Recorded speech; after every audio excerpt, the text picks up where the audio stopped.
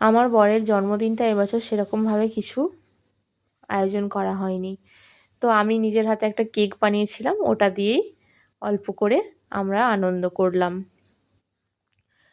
ওর সময়ও ছিল না, আর মন ভালো না থাকার কারণে বিশেষ কিছু একটা করতে পারিনি। অন্যান্য বছর নইলে একটা বড় সাইজের কেক আনা হয় আর একটু খাওয়া দাওয়াও করা হয়, এবছর সেটুকুও হয়ে ওঠেনি।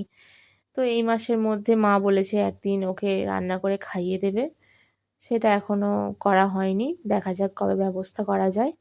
আর কেকটা কি করে বানিয়েছি চলুন আপনাদের সাথে শেয়ার করি। আমি 10 টাকা দামের 4 প্যাকেট ওরিও বিস্কুট নিয়ে এসেছি।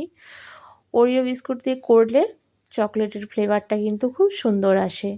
এখন বিস্কুটগুলোকে সব প্যাকেট থেকে কেটে বের করে নিয়েছি। এটাকে আমি এখন মিক্সির মধ্যে দিয়ে গুঁড়ো করে নেব।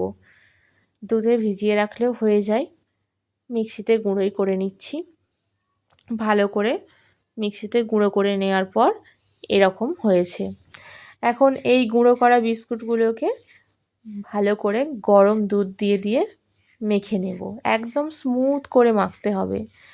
যত ব্যাটারটা ভালোভাবে রেডি হবে তত কিন্তু কেকটা সুন্দর ফুলবে। আমি হাতে করেই ভালো করে ব্যাটারটা রেডি করে নিয়েছি।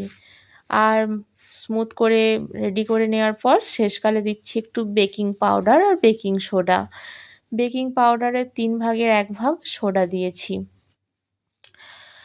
আবার একবার ভালো করে মেখে নিয়ে এখন আগে থেকে কড়াটা গরম করে রেখেছিলাম বালি দিয়ে, কেকের ব্যাটারটা স্ট্যান্ড দিয়ে বসিয়ে দিলাম।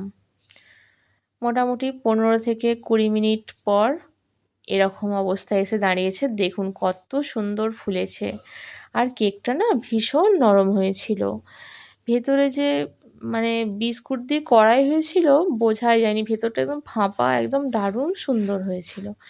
কেকটা এখন থালার মধ্যে ঢেলে নিচ্ছি। দেখুন সুন্দর হয়নি, ওটা উল্টো পিঠ, এটা সোজা পিঠটা দেখুন আমি দেখাচ্ছি কতটা নরম হয়েছে।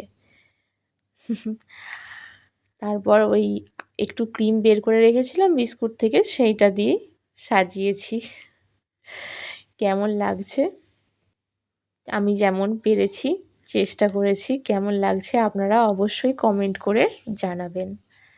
ভিডিওটি ভালো লাগলে আমার পেজটি ফলো করবেন, লাইক, কমেন্ট এবং শেয়ার করবেন। ধন্যবাদ।